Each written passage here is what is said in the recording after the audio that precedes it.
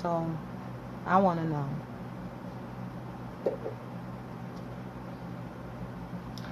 What kind of brothers we got in the community? Beta or alpha? What kind of brothers do we have in the community? In the community. Beta or alpha? Yeah, beta or alphas. What's a beta male? What's an alpha male and what's a beta male? You tell me. You asked the question. You tell me.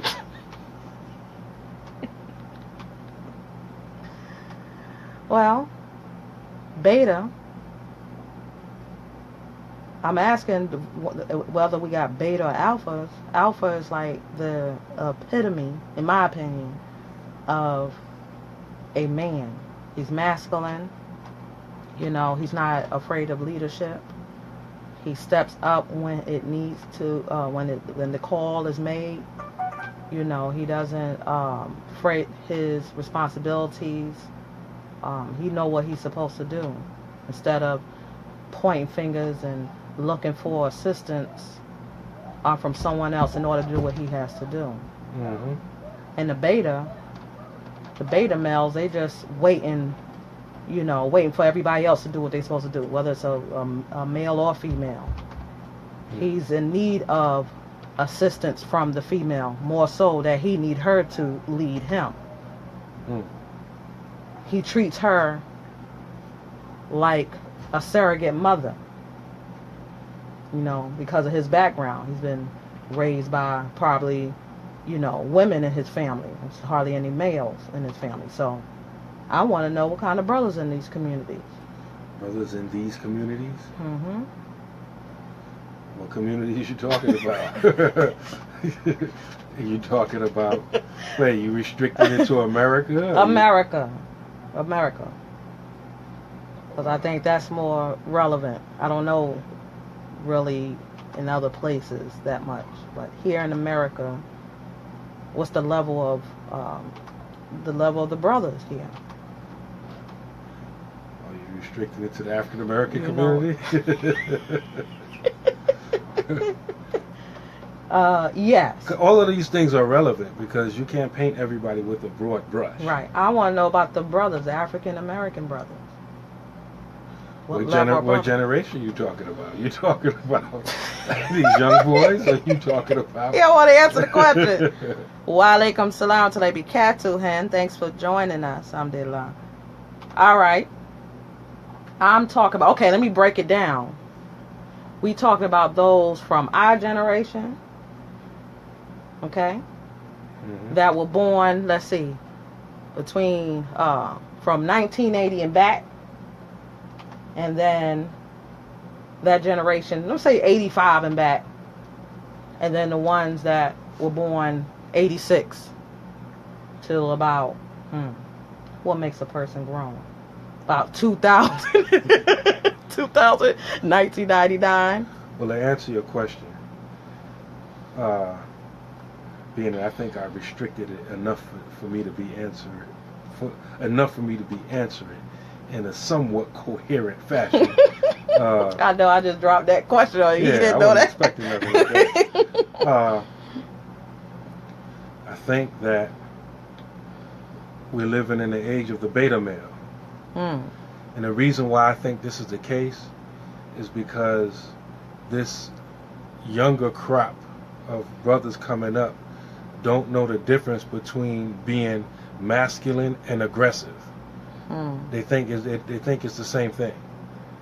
Like, and the women don't know the difference between someone that's overly aggressive and someone that's an alpha male. Because if somebody, has a tough guy image, and he demonstrates the willingness and the ability to inflict physical harm on someone, a lot of women interpret that as like, oh, I feel safe around him. He's going to protect me. Until she gets home with him, and he is like, oh, I feel safe around him. He's going to protect me. I've been going for a whole month. I know what's coming. I know what's coming next. Okay. I'm gonna let you slide that one. Okay, I'm doing. And he gets his new wife home, and she realizes after it's too late that he don't mind putting hands on her as well.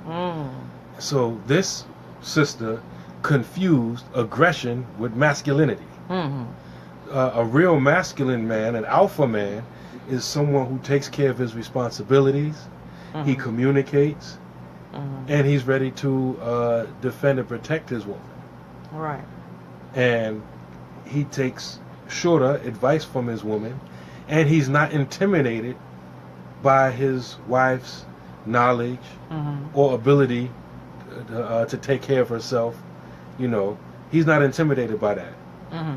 You have many so-called, and I put in quotes, alpha males who are intimidated when their wives get knowledge. They feel intimidated if their wife makes more money than them. They're intimidated by this, but yet they claim to be alpha males. They're not alpha males. They're beta males, and they're aggressive. They're sheep's and wolves. They're wolves in sheep's clothing. They're sheep's and what? So they have some whatever, you know what I'm saying. Self-image issues, like their self-esteem is not at that level where even if he was to be criticized, he's not going to take it personally. He's going to look at it as, I need to step my game up in this area or what have you. Right. That's what he's able to do. That's his thinking. A beta male, we're like, who you talking to? Blah, blah, blah, blah. You know, and then he deflect and start insulting and not looking at it as that person is just trying to show them what they see, and it may be that there needs to be some things that he needs to improve on, if there needs to be any improvement. Right. MashaAllah. So, wa alaikum salam to Barakatuh. Sister Fatima, I seen you. Thanks for joining us. Assalamu alaikum. Alhamdulillah. Alhamdulillah. As you can see, our brother's here. He's back. Allahu Akbar. And the crowd goes, Feels good to be back. Alhamdulillah. Yeah. Feels good. Alhamdulillah. Allahu Akbar. Allahu Akbar. Alpha male, beta male. Only reason why I asked that because of the time, our current situation right now. Allah is sending these storms and tests to our communities, and this time you will want the beta males to step up. You want the men to step up. You want the beta males to step up? I mean the alpha male, not the beta males. They need to step up too, but the alpha males, this is their time to step up. And this would, this will show who's who. Where the betas and where the alphas. Like, let me give you, outside of marriage, right? Let's take marriage and male-female relationships out of the equation. These so-called men out here, like, they think it's a sign of weakness to be humble, polite, or to apologize for something. Right? Like, I grew up around a group, and we were boys at the time. I mean, and I grew up around many of us. We can literally summon up crews or posse, whatever terminology we use at the time, of 100 plus men, literally at the drop of a dime, and have wars between neighborhoods. Right.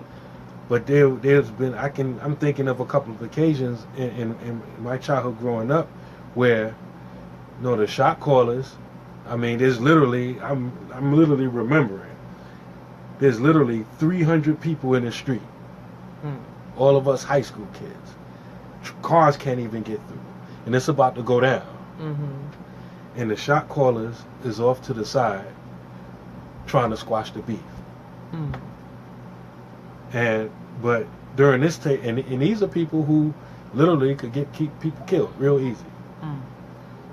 I don't want to throw names out there, but if I throw some of these names out there, some of the people from our time and era, these people's well known. But we're not living in that generation. These people, if there's some beef going on, if you squash the beef, you saw. No blood is shed. And we ain't no fist fight. Right. We shooting. We going straight to the guns. Right. Or if there is a fist fight or something, and I lose, then I'm still coming back shooting. And I also see it like a lot of these dudes, if it calls for some physical work to be put in, they literally have to get themselves mad in order to get physical. That's why you see, what they talking? He trying to talk himself into an anger so he can do something. We wasn't like that. Right. If we was trying to put in work, we just put in work. Right. We had to, get that. That's like a woman. You trying to get. This is the way I look at it. When I see dude trying to get himself mad so he can put in that work physically, in my mind, you like a woman. Because somebody has to make you so mad that you snap out and lose it for you to get physical. You know what I mean? And so this is the type of generation, time period, age that we living in. And the reason that a lot of us are like this is because of how we grew up. A lot of these boys never grew up around men taking care of business, men squashing beef. How do men deal with conflict resolution? When there's a conflict, does it always have to go 0 to 100, or can we squash it? Right. Even in a negative sense. Back in the days, if there's some beef, maybe you a dude from the street, your girlfriend cheated with another dude from the street. So what you're gonna do? Fight? No, you're from the street. You're selling drugs. If you'll go to war, you're gonna mess up money. Right. So wait, hold up. Let's talk. Right. Man, listen. That was my girl. Whatever, she cheated with you. I don't appreciate you disrespecting me, but you can have her. I don't want her. Right. Conversations like that used to take place. But now, dude mess up all his sneaker money. There ain't too many big shot callers nowadays. You're selling drugs. You're selling it for sneaker money. Right. So dudes mess up all his sneaker money because his girl cheated on him. SubhanAllah. So, alhamdulillah. Alhamdulillah. Well, the motivation behind me asking that question, as I was stating, I didn't finish, regarding, the storm that's coming through Irma. Prayers out to the communities, and may Allah give you resolve in that, and may Allah reward you and give you help wherever it may come from, so that you can get back on your feet, mashallah. Wa alaikum salam, Sister Imani. When I was talking about the beta and the alpha males, not to just point fingers or anything like that. Instead of running to these stores looting, you should be going into your communities to make sure that everybody's okay. Make sure that elderly people that may be living alone, make sure they're okay. They're not flooded out. See if they need any help. See if their power's on. Instead of going up in these stores looting, looking like damn fools. Like, I saw that, and I know people say, well, the media only like to portray this part of it. Just the fact that it's happening is a problem. Right. It should not be happening. There's no excuse. You run up in the store, buy, I'm about to say buy sneakers. You stealing sneakers and all this stuff. Why are you not checking in on your neighbors? Helping out your community. Like, what is it? Sneakers in order to get to the neighbors. And that stuff just pees me off. Like, this is why people have no respect for us. Even though it's a small percentage, that small percentage is magnified as if it's a representation for all of us. It should not be happening. Right. Like, y'all look like fools. Like, it just hurts me that we do this during this time. And it's just like, we got to do better.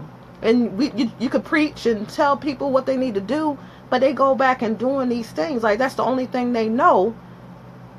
We need alpha males. We need them to stand up, and we need the women to, take their place, right. Take their place, but evidently they don't know what their place is. And so you have these situations, and then you wonder why things are portrayed the way they are and what's being said and what have you. We got to stop the nonsense. Like, come on, you're making it bad for the rest of us. It's like, because, you want to say, the rotten apples in the bunch, doesn't spoil it for everybody, but sometimes it can. So that's why I mentioned that. So if you have opportunity to help those in your community. You know someone that has gone through a tragedy, lost, property or what have you. Reach out, and see if you can lend a hand. It don't always have to be financial. Maybe something that you can provide. But that's why I mention that, because people forget. Open it. Okay. A'udhu billahi minash shaitanir rajim. A'udhu billahi minash shaitanir rajim. A'udhu billahi minash shaitanir rajim. Bismillahir rahmanir rahim.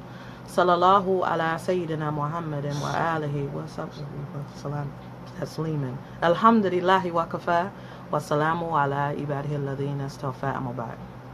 Assalamu alaikum. Wa alaikum salam wa rahmatullahi wa barakatuh. Alhamdulillah. You're now listening to another episode with both hosts on the Half Your Dean show on uz-Zamaan Radio. A day late. It was his fault. Yeah, it's my fault. Oh, he taking it. Oh, alhamdulillah. He's taking responsibility. Alhamdulillah. Yes. Don't worry. There's plenty of buses I can throw you under. Alhamdulillah, he's back. Alhamdulillah. We thank Allah for come before you again. Alhamdulillah. I pray that you had a blessed week, and it's still a blessing regardless of the test that comes your way, because you're still here. If you're listening to this show, you're blessed, because you could have been called back. So it's a blessing. You say alhamdulillah and you tie your camel. Wa alaikum salam wa rahmatullahi wa barakatuh. Duraki. Alhamdulillah. Before we segue into our topic, there's a recent story that's been floating around Facebook about the young lady that was put in the freezer and her friend set her up. She got murdered. We have to connect with our children and find out who they call their friends, because in the media, remember this other situation where the girl got doused with hot boiling water by her friends. They call it her friends. Yeah, friend. That's not a friend. Like, what's the definition of friends now? Because in my vocabulary, friends means someone that you can confide on, that you can trust, and who's going to be there for you. You don't have to worry about them doing any harm to you. You safe from their fitna. Friends like that, you don't need enemies. Your friend throwing hot water, oil on you. Man, listen. Right. So them calling these people friends, that's a problem right there. Because if that's the type of friends that you have to resort on keeping, then your life is in danger. You're not safe. And that says a lot about you as an individual, that you feel like you have to stoop to this level to keep company. It's best to be by yourself if you got to go through this nonsense. And so if you've seen the video, you saw the girl, she's on the phone, she's FB live and smoking her blunt, on the phone, and in her glasses you could see a reflection of the people on the other side, where they're saying that was the ones that did this atrocity to this young lady. And she's just sitting there chilling. And she's turning up the radio anytime, the girl make a sound and things like that, and just trying to cover it up like ain't nothing happening, with no emotions whatsoever. That's scary. That a human being that walks around here have no emotions when somebody's getting hurt. Like, they have no soul. Those are people that you need to stay away from. If they have no soul, they don't care about you or themselves. Part of the secret behind all of these things that's going on, and I say it over and over again, we are living in Zaman al-Hasad, the age of envy and jealousy. People that you call your friends, your mother, your sister, have intense jealousy and envy towards you. Sometimes the worst place for a girl to be is in her mother's, under her mother's own care, because a lot of times the mother be jealous of the daughter. SubhanAllah.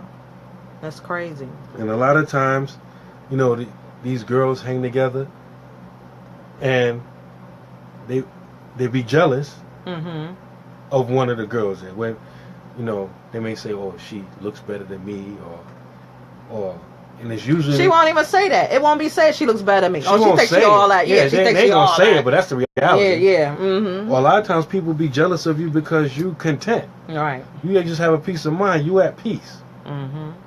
Like nowadays, because our situation is so backwards, children that go to school and have both parents in the house, they'll get made fun of by the children who ain't living with their parents. Mm-hmm. Right. SubhanAllah. Like, you live with your dad? I bet he's strict, right? That's why you got to go in the house, right? Mm-hmm. SubhanAllah. You know. SubhanAllah. So, yeah. So, we got to watch out who these friends, in quotes, are. And teach them what a friend should be to them. And try to, drill that in their head. Because we don't want our children to just follow what's trending and what's in style. We just say what's in style, what's the in, and they'll just do it just to feel belong, and they don't need to belong to any group except those that follow La ilaha illallah Muhammad Rasulullah. A lot of our children are desperate for being accepted. Mm-hmm. So as long as they can be included, then it doesn't matter what it is. What it look like. I'm down. I'm going to get abused, disrespected, and all kinds of stuff, as long as I'm down. Yeah, subhanAllah. And again, that also comes from not getting the attention that you should have had at home. Right. And a lot of times it's not, parents don't do it on purpose. We're living in an unnatural environment. Mm-hmm. Most parents, the average parent, can't pay their children any attention, because if they do, they won't be able to survive, because most people literally got to have 2 sources of income at least coming into the house. Mm-hmm. So if you're a single parent, you work in 2 jobs or a job in a hustle, right. you ain't checking homework and checking behind what's being taught in school or giving your child or children any other attention like that. So, it's a catch-22 situation. And then a lot of us grew up in broken homes and stuff like that, and so we don't know how to be parents. And a lot of us, we grown children, right? So we looking for anybody to dump our children off to so we can go party, right? still live your teenage years. SubhanAllah as an adult. So what's the topic? The topic is 3 advices regarding marriage. Not that there are only 3 advices. Just 3 specific pieces of advice we wanted to give tonight with regards to marriage. Okay. Alhamdulillah. Okay. And what? Let's go. Let's go. Let's go. You leading. I'm leading. Now you was doing a good job while I was gone. Whatever. You lead. I'm a beta male. You're a beta. Alhamdulillah. The first piece of advice that we have for you this evening is to choose your spouse, your mate, with the future in mind. Choose your spouse, your mate, with the future in mind. And we don't mean a future like next month, next week, next year, but Jannah. Growing old and gray, if Allah gives you that type of life. And this is based on a hadith of Aisha. And Aisha radiallahu ta'ala anha qalat قال رسول الله صلى الله عليه وسلم تقيروا لنؤتفكم وانكهوا الأكفاء وأنكهوا إليهم. رواه Ibn Majah. Aisha narrated that the Prophet sallallahu alaihi wasallam said, choose the best place for your seed. Literally sperm. He's talking to the men. Choose the best place for your seed. In other words, as a man, we should value where we plant our seed. Like us, we just spray. Just spray. Put it anywhere. Literally.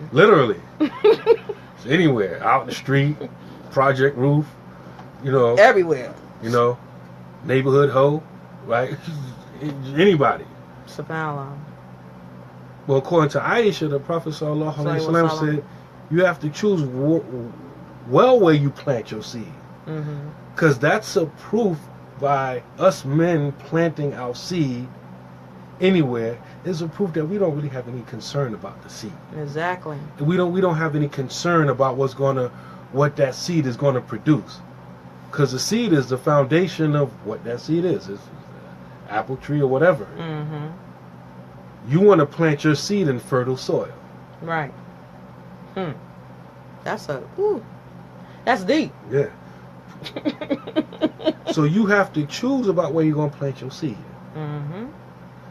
And a lot of us, we may have been taught that, but being taught something and being raised in an environment where this is part of your growing up, your rearing, are two different things.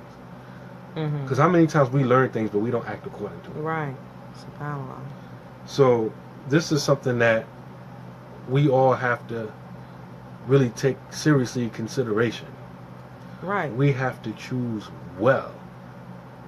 Like I'm thinking about one brother. I don't want to give too much description because some people that know me may know who I'm talking about.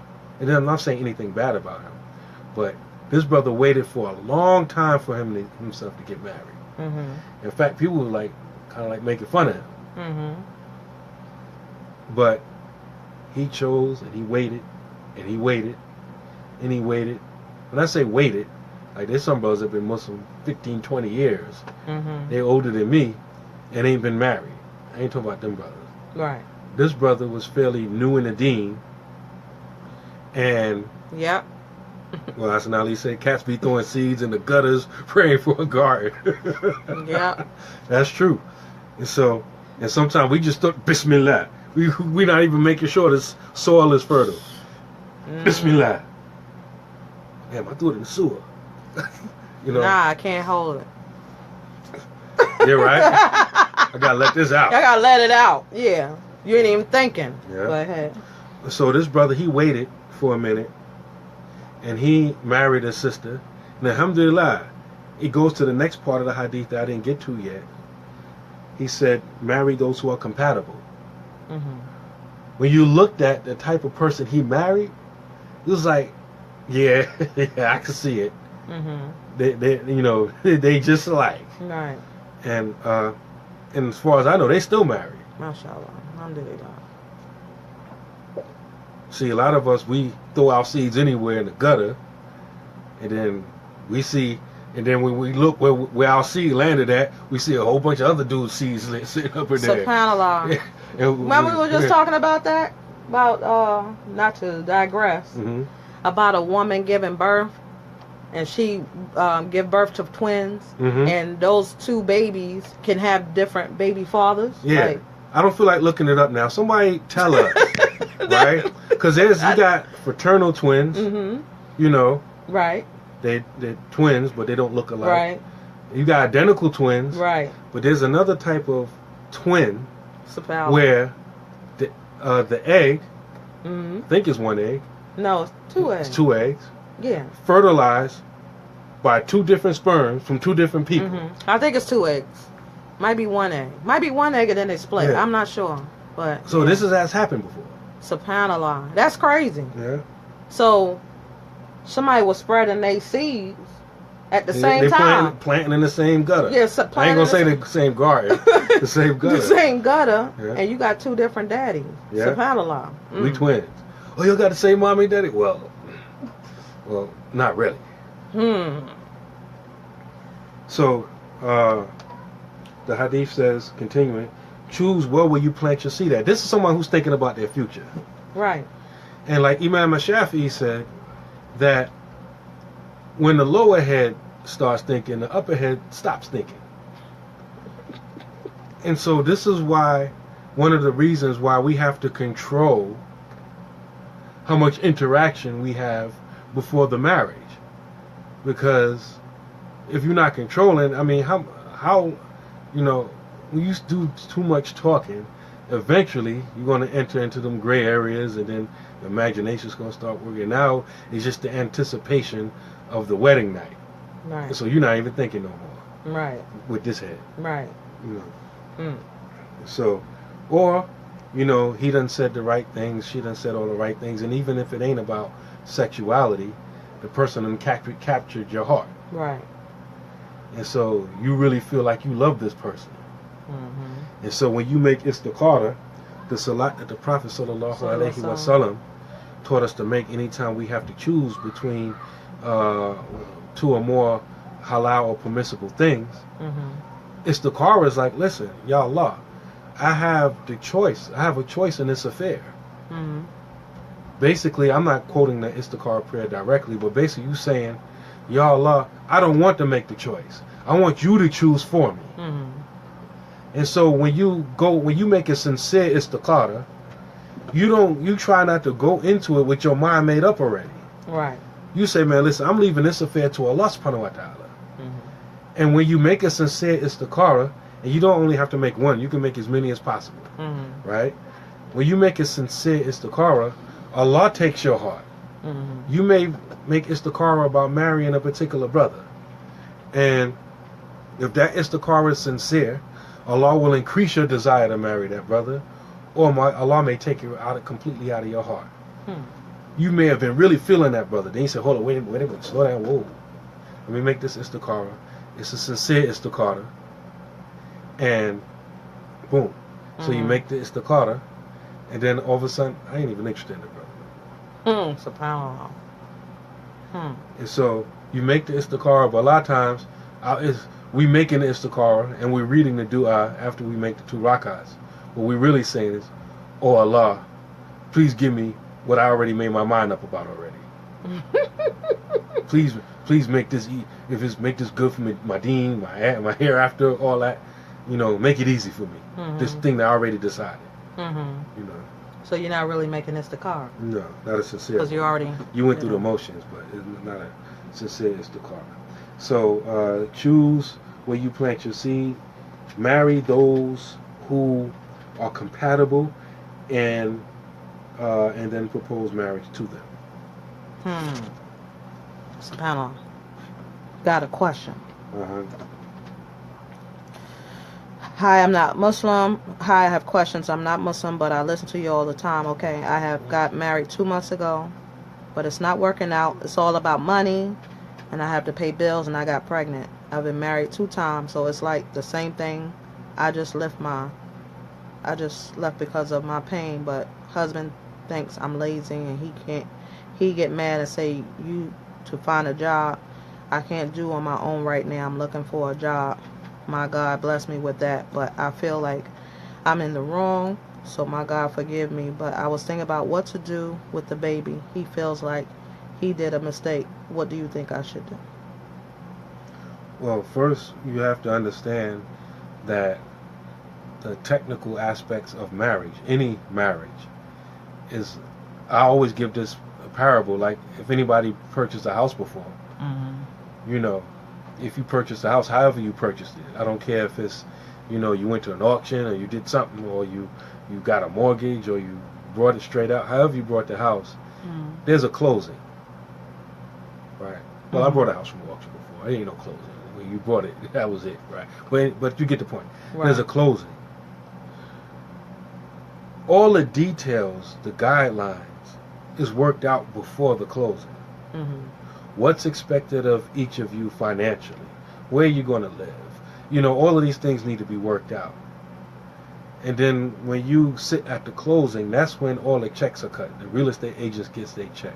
The mortgage broker get their check. You know, any taxes that need to be paid, whoever is responsible for paying this or that portion of taxes, all the checks get cut at closing, and then you get the keys to the house.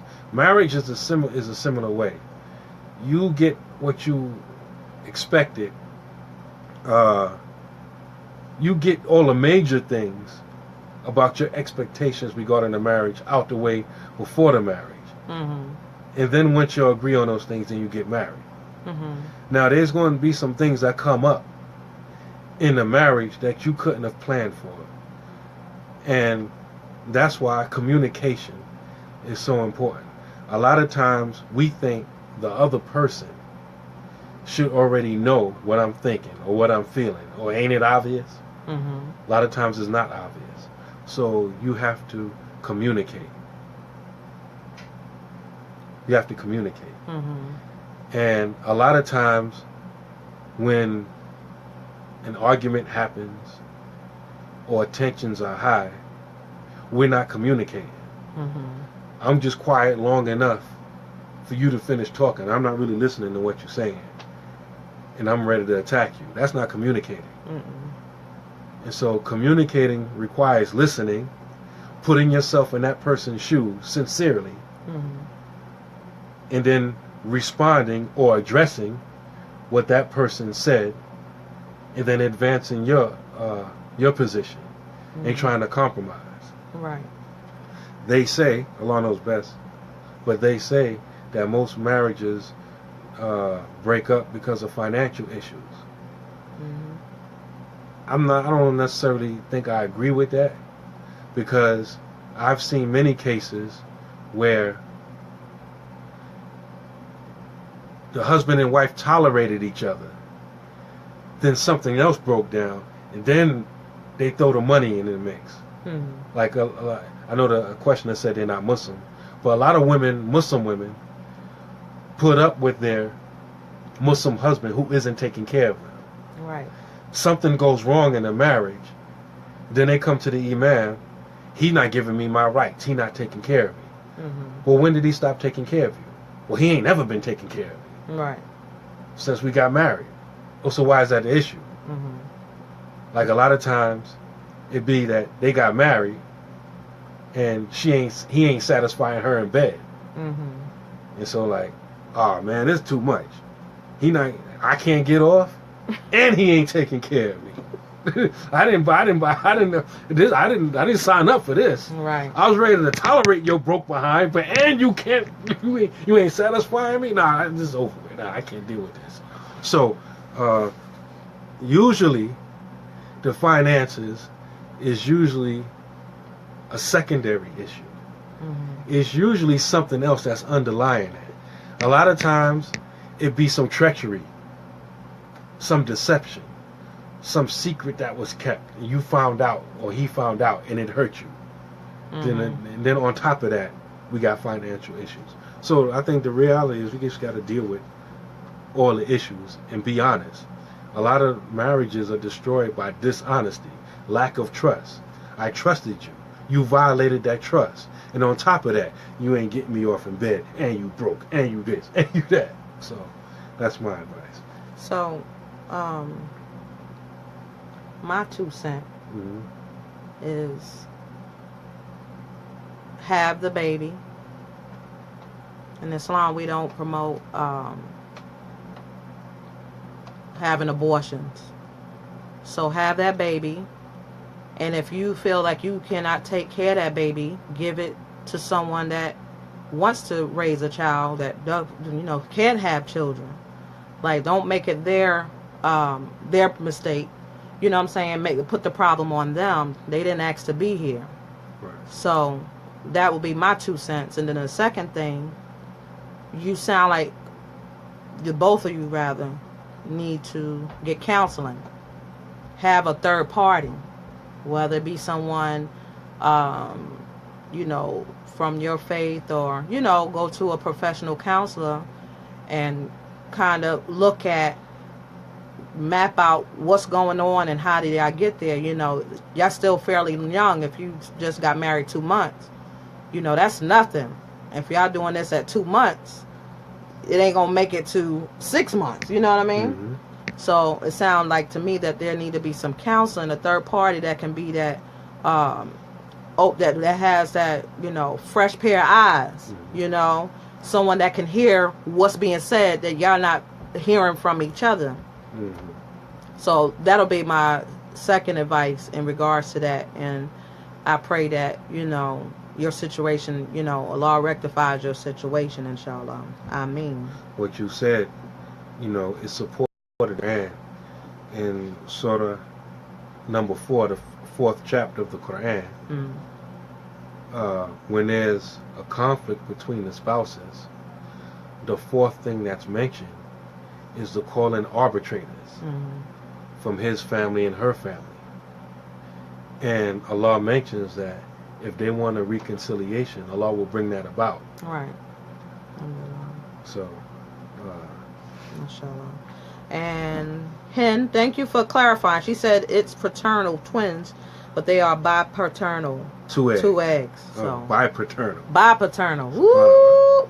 Triplets. Tripaternal. That was I was gonna say something. I'm gonna keep that to myself. You're welcome. Second question. Assalamu alaikum. Wa alaikum salam to barakatuh. My name is Qadira. I have a question. I have a brother put his intentions on me, but my wali is away. And how do we go about the marriage without him being here for the sit down?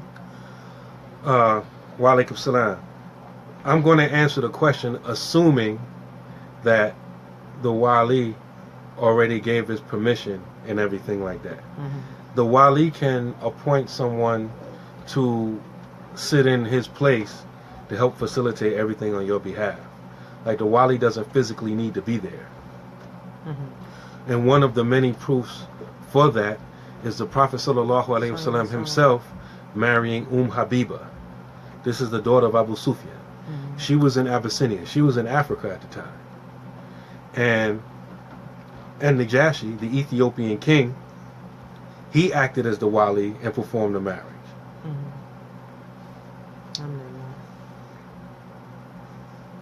Oh, I forgot to announce the call-in numbers. The call-in numbers are 412-567-3030. Again, 412-567-3030. Let me type that in. That hadith that we mentioned is in Ibn Majah and Daraqutni and many other hadith collections. So if anybody else have any comments or questions, so the first piece of advice that we mentioned here is choose with your future in mind. Sorry for cutting you off. Yeah. I apologize. I'm sorry. Please forgive me. Anna Asif. You just gonna stare at the Yeah. Nah. Okay, so choose with the future in mind. Yes. A lot of us are not thinking about the future. No. At all. Forget about marriage, but just in general. And living in a society like this, it's hard to think about the future in mind because a lot of us, we don't know. We one paycheck away from destruction. If we have a paycheck. Exactly. So when you living like that, it's hard to think about the future in mind. People that have resources, money, wealth, family, and everything like that, it's easy for them to think about the future because they're not thinking about their immediate needs, food, clothing, and shelter. A lot of us, the people that we talk to, are thinking about food, clothing, and shelter all the time. Talking about 10 years from now, I don't know if I'm going to have rent for next month. You know? Right. And another thing, those people are not... what you about to say? You about to cut me off? No, I'm about to delete this troll right here. Someone said, why are you not covered and she looking like Betty? Alhamdulillah. Thank you for the compliments. Alhamdulillah. Alhamdulillah. Anyway. So I'm not covered? Yeah, you not covered. And, and I'm look like betting. Alhamdulillah. You know what? This type of ignorance is so like... I don't want you looking at me. First of all, that's my right. That's my right. And two, Allah tells me to cover, so I can give a 2 cents. What you think? I can have a bed sheet, tent, whatever you want to call it. I'm going to wear it, inshallah. But anyway. Alhamdulillah. So that's a troll. We don't give... Yeah, we don't do trolls, mashallah. What I was going to say. See, they done, I got all hype. What was I going to say, DJ? I forgot what I was going to say. I was going to make a point. Anyway, I was going to say, those people that don't plan, they're looking to satisfy their immediate needs. It ain't even the food, clothing, shelter.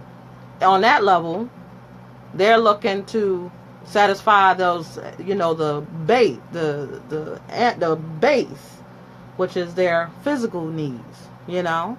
That's going to come. And then as far as like the food, clothing, and shelter, those beta males, they're looking to see what sister he can, shack up with. She got, housing, regardless if it's Section 8 or what have you. He looking to shack up, see how much money she's bringing in. He ain't even thinking about himself. You know what I'm saying? So those people that don't plan, they plan like that, and it's not even to benefit the person that they're coming in contact with. And those sisters need to stay away from them brothers that's got their eye out on them like that. I'm talking about the ones that really don't, mean them no good. Because sometimes you may not have it right away. The brother may not have it right away. And, sisters can, compromise and say, okay, when you get on your feet, and make sure that's, made explicit, like how long that's supposed to take place and everything like that. And then, and then you can come together. But that is good advice, because there's a lot of children, that were born because their parents didn't take the time out to, decide, well, as far as a man, he didn't, plan on where, he didn't pay attention to where he planted his seeds.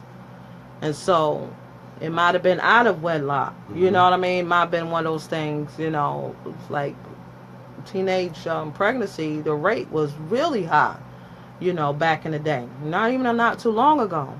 And nobody was paying attention where where they was planting their seeds. Wasn't looking at, at the future or anything like that. It's bad. So that's the first advice. Future. So what's the second advice? Choose deen over everything else. Choose deen. The Prophet sallallahu alaihi wasallam said, "Tunkahu mar'atu li arba'i." Women are married for 4 reasons. For her beauty, her wealth, limaliha, wali nisabiha, wali jimaliha, wali diniha. Fadfar bidhati din tarabat yadak. MashaAllah. Marry the one with deen if you want to be successful. A lot of people misunderstand this hadith because they think the hadith means you should marry a woman with deen. I mean, for beauty. No, this statement is a statement of observation. Like, usually people marry for one of these 4 reasons. They marry somebody because she's beautiful, she looks good, or she comes from a good family, or she has some money, or she's religious. Right. But if you want to be successful, choose the one with deen. Right. That people usually misunderstand it that way. Well, women are married for 4 reasons. Oh, I can marry for beauty. And there's many other narrations that indicate that if you marry a woman, for example, only for her beauty, it can have adverse effect on you. Because again, in Amalu Biniyah, actions are judged by the intentions. So success in marriage is guaranteed by the intention. Right. And if you, and like I said, people go to one extreme or the next. Because a lot of us, we marry only for one of those reasons. Or we forget the nature with which Allah created us with, and we marry only for deen, someone who's not attractive to us. Oh, she has good deen. She don't really look good to me, but we're married to her. No. But the deen should be the overriding. Right. You can have all of it. Yeah. Just make deen the type priority. You got to have that along with those other things, because it just make you compatible. Right. And the Prophet sallallahu alaihi wasallam also said, he said, "Man kataba alaykum man taradawna dinahu wa khuluquhu fazawijuhu." He said, and this hadith is narrated by Abu Hurairah, it's in Tirmidhi and other collections. Mm-hmm. If someone comes to you and you're pleased with their deen and their character, marry them. فَإِن لَمْ تَفْعَلُوا فِتْنَةٌ فِي الْأَرْضِ وَفَسَادٌ عَرِيضٌ. If you do otherwise, there will be a lot of fitna on the earth, and corruption will be widespread. Right. Now, the deep thing about this hadith is that many people think that when the Prophet sallallahu alaihi wasallam was saying this, that he was speaking to the women. When you examine that hadith, even from a linguistic perspective, forget the commentary. Right. The Prophet sallallahu alaihi wasallam was talking to men. Right. About the women that they're in charge of. Right. Men taradawna ilaykum. Men taradawna dinahu wa kuluku. All those pronouns are masculine. He's not talking to women. Right. He's talking to men. Which is a subtle indication that sisters need to relinquish some of the control that they've taken upon themselves for themselves over to brothers. Why? Because game recognized game. Another man can see when another dude's running game. I got a list of horror stories where sisters that had walis went against the advice of their wali, or the brother that she was interested in marrying was smooth enough to get the trust of that sister and convince her to fire her wali and replace him with someone else so that he can marry her, his homeboy usually. Right. There's a reason why you don't do that. Right. You know, so the Prophet sallallahu alaihi wasallam was talking to men. If you're pleased with his deen and his character, fazawijuhu, facilitate the marriage, marry them off. And on the flip side, there's a lot of brothers that complain that brothers be the wali of sisters and they really want them for themselves. So every brother that come through ain't good enough. Right. Every brother that come through ain't good enough. And so you see the result of that hadith. You pleased with his deen and his character, marry them. Right. If you don't, what? Fitna. Fitna what? Zina. A lot of single people, etc., etc., etc. Right. And corruption, widespread corruption, subhanAllah. And we see this happen all the time. And every time I quote one or both of these hadith, I always have to make the distinction. A lot of people think that having knowledge of the deen is equal to having deen. That's not the case. Because Shaitan got knowledge of the deen. Kafirs got knowledge of the deen. He ain't got deen, right? He don't have deen. He don't have deen. One example that I know of, a personal example of someone that has deen, I married this sister, right? And when I first married her, and she wasn't a brand new shahada, but she was new enough. One characteristic about her is that when she wanted to do something or have an opinion or go one way, and she found out that Islam says no, you do it a different way, she automatically dropped her own opinion, her own position, and went with what Islam says. That's deen. You want to know who that sister is? Who was that sister? You. That's you. That me? Yeah, that's you. MashaAllah. A lot of people don't have that characteristic. A lot of people, they have, with regards to this or that issue, they have their own opinion. And then they make Islam consistent with their opinion, even when it's not. They try to twist the deen to fit their own opinion. Right. And that's not deen. Right. That person don't have deen. Deen is not necessarily having knowledge.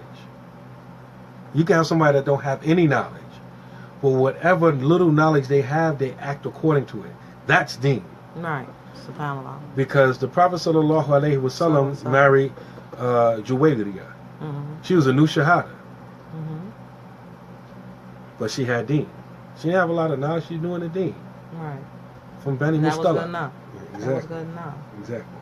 So, choose Deen over everything. Deen over everything else. Over everything else. So, brothers. She may have other good quality characteristics, but the Deen has to be there. Right. And don't go for somebody that don't have Deen, because you trying to get over, not over on them, but you trying to make it, lessen it for yourself, the burden.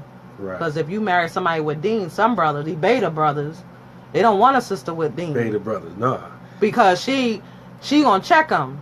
Did you make Salat? Did you make your 5 prayers? Are you going to Juma this Friday? She gonna be on them like that. He don't want to hear that with somebody else that don't have Deen. They don't care, No, how I always talk about the sister that you forgot? Yeah. That sister, I was her wali. It was a long time ago when we first got married. Went to her house.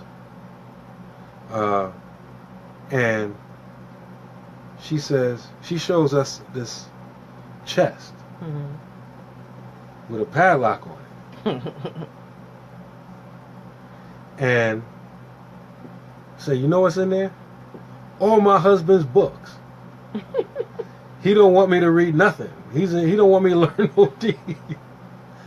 And subhanAllah, several years ago, I don't know if this is the case right now, but I was like, subhanAllah, she couldn't learn. She couldn't read in his absence. SubhanAllah. Beta brothers. That's right. Beta brothers. How would you know if she have Deen? Hold on, I ain't finished yet. Okay. Several years ago, I seen a brother. He told me he was the imam somewhere. I said, oh, God. I said, subhanAllah. Woo! How would you know if she have Deen? Well, she practiced. Whatever she practiced. So, if she just know her Fatiha, and she say her Fatiha, that's having Deen. You practicing what you know, right? Exactly. You practice what you know. In other words, you measure the knowledge against the practice. Right. And again, nothing is 100% because you're not supposed to be alone with the person. You're not going to know every detail. But there are signs if you pay attention. Right. MashaAllah. There's a lot of brothers who don't want sisters to learn anything because they want to be able to tell them things to fit their own agenda, and the sisters actually believe in what they say. So even if it's so wrong to compare to what Islam says and what he says, like, they don't know anything, so they don't know what they should do. That's that Hislam. That's what they call it. Hislam. And see, the Prophet ﷺ said, Talibul ilm faridata ala kulli Muslim. Seeking knowledge is obligatory upon every Muslim. Not only the brothers, every Muslim. Every Muslim. And that hadith is talking about the fara'ain, your individual obligations. Right. And so, in other words, so every Muslim, everybody don't have to be a sheikh, but everybody needs that basic foundation. Exactly. When you have the basic foundation of anything, when somebody tries to come with some nonsense, you're going to know that ain't right. I may not have the proof, but this is not right. SubhanAllah. Practice what you know. You got to strive to learn more than what you know, brothers and sisters. Yeah, exactly. Right. You can't just stay on that same, level. So. Just like, for example, right? If you know basic, your iman, you're a Muslim, you learning about, the belief in Allah, belief in the angels, belief in the prophets, but you learning about your iman, or you learning your aqidah. And then you hear somebody says, well, they Muslim too. Well, what's their belief? They believe so-and-so is a prophet. Like, wait a minute. That don't sound right. Because I learned that there's no prophet or messenger after Prophet Muhammad sallallahu alaihi wasallam. Right. Nobody claiming to get revelation, from Allah after Prophet Muhammad sallallahu alaihi wasallam. Right. So I may not be able to go with you intellectually and bring out all the debate, and debate with you, but my basic Islam teaches me that something's wrong with that. Exactly. Exactly. That's just a clear, obvious example. MashaAllah. I was going to mention something else, but I forgot. So what's the third advice? The third advice is, don't take advice from those without experience. Because there will be no wisdom in that advice. The Prophet sallallahu alaihi wasallam said, "La hakima illa dhu tajriba." There is no wisdom except by experience. So, a single person couldn't tell you how to be married? The single person may give you advice, and their advice may be correct, but there's not going to be no wisdom in that. In other words, it's like textbook. It's like textbook. The information may be correct, but the application ain't going to be there because they don't have the experience. They don't know how it was going to turn out because they hadn't been there before. Exactly. Like a lot of times, I give advice to people, and it's like, I'm trying to think of a good example. Imani said, "Don't take marital advice from a sister who's been divorced 12 times." Like I was literally watching. I don't know. I differ with that. At least she was married. At least she was married. Now. I was reading a stat, right? I was just going down my news feed, and somebody was giving advice on polygyny. What is it? And then I'm not trying to be too specific about what was said because I don't want people to say, "Well, who his friend?" and look, see it is. I'm not trying to backbite, right? So, but I knew several people who commented on the stat, and some of them I knew well enough, even though I don't know them good like that. I knew well enough. I'm like, for real, this person giving marital advice, and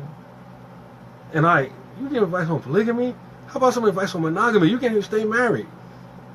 Like, just like basis. I'm like, and then what amazed me about it is everybody chiming in and like, they can't be taking each other seriously. I'm like, wow.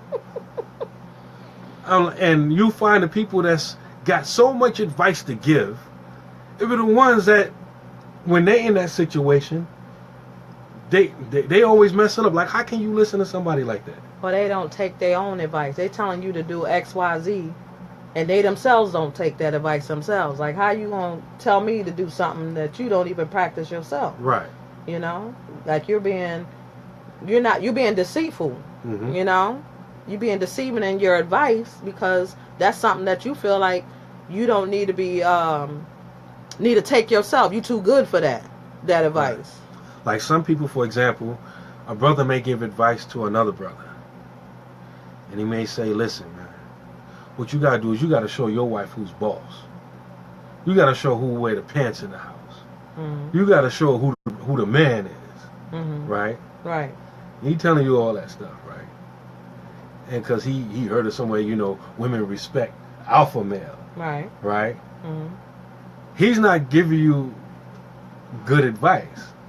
Because, number one, if he says it just like that, basically he's telling you to go home, stand on the dining room table, say, "Honey, get over here.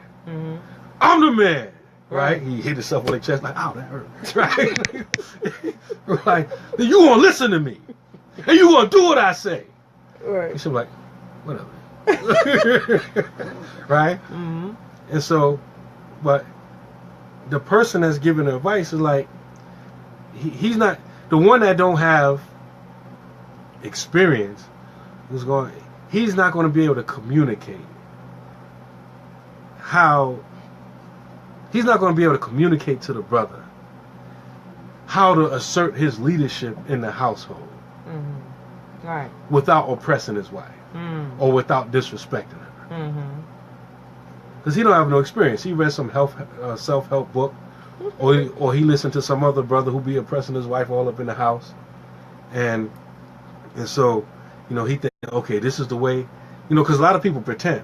They'll come to the masjid or they come out in public holding hands. They take the perfect pictures on Facebook and Instagram and all these things, and the brothers, the wife is approximately 3.5 feet behind him in the picture. He's front, towering over her. He's looking down back at her. She's looking back up at him. Everything. The lighting is right and everything is cool. And and yes, Habibi. Now I'm Habibi to you. Right. Everything is like it was scripted. Right. Right. Like a non-reality show, because a lot of the reality shows are scripted, so it's really not reality, right? And so their marriage is like that. But at home, she's the boss. Mm-hmm. or he's a punk, you know, Mm-hmm. all that, you know, it's not real.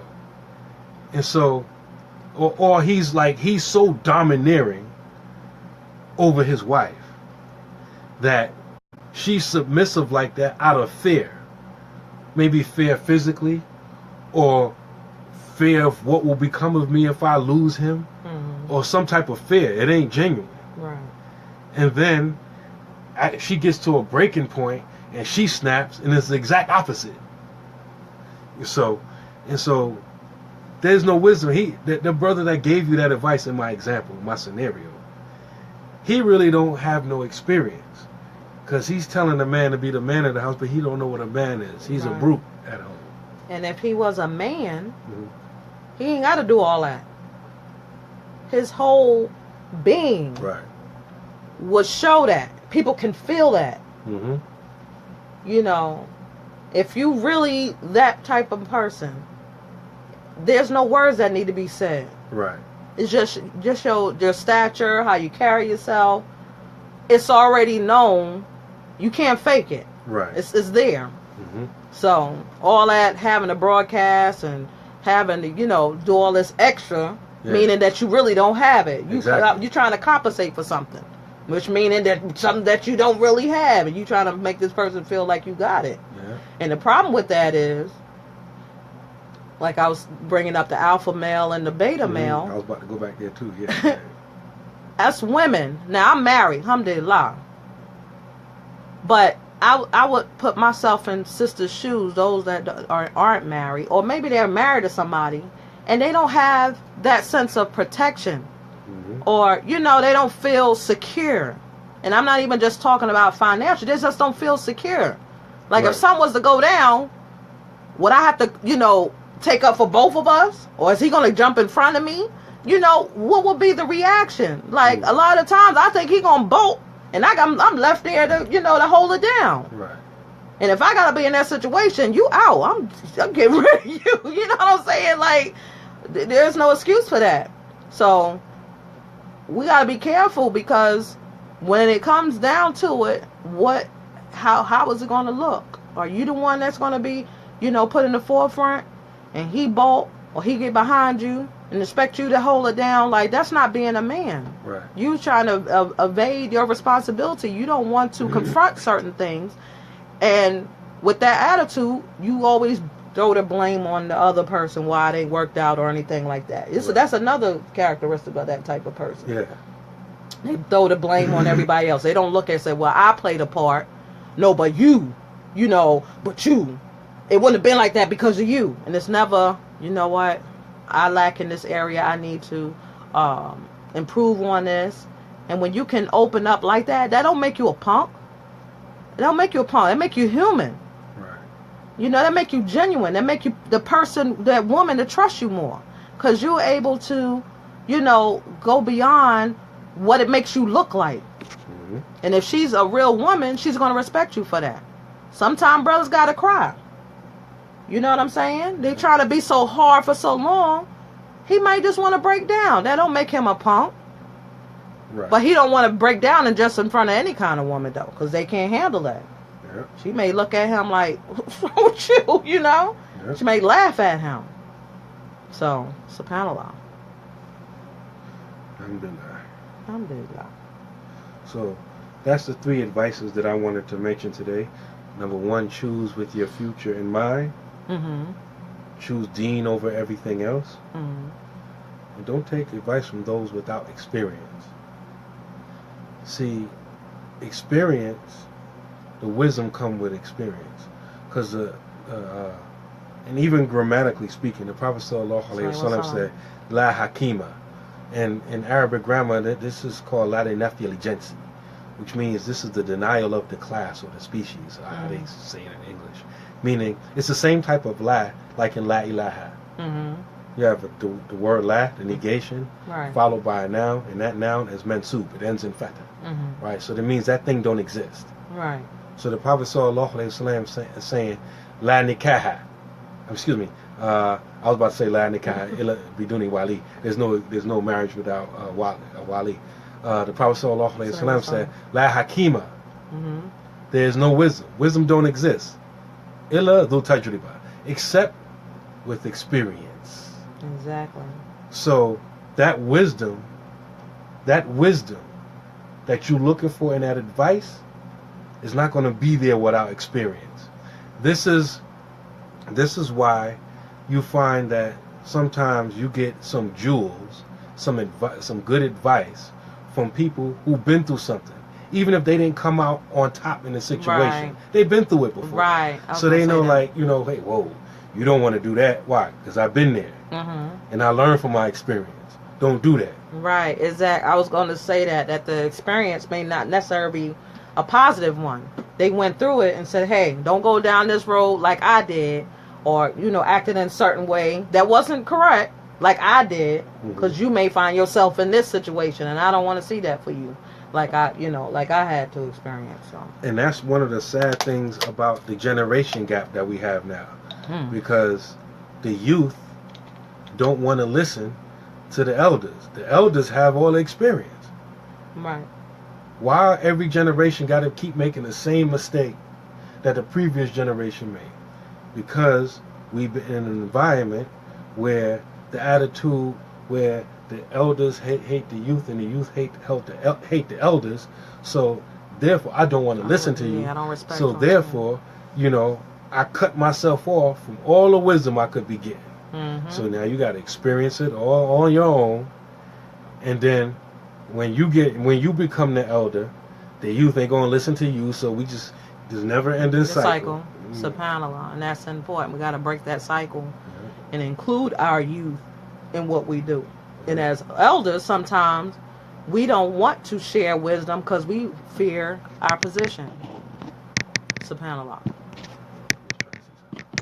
You know, we fear, you know, losing that position because we giving off some, you know, some jewels, like you said, to help them. And like I was discussing last week, we need to put each other on, you know, some information, you know, that's going to help you, and stop worrying about if that person is going to surpass you with that information. It's only good for you because you contributed to their, you know, to their success. Exactly. And you're not taking away from them, and they're not taking away from you. Exactly. So, you know, share the love. And Islamically speaking, you benefiting from it. Because every good that come out of what you gave them, you get a piece of it. Exactly. Even in death. So if that knowledge that you taught is taught to someone else, is taught to someone else, taught to someone else, everybody that benefit in practice, you getting that deposit. Yeah, even in the grave. So we're going to close out, inshallah.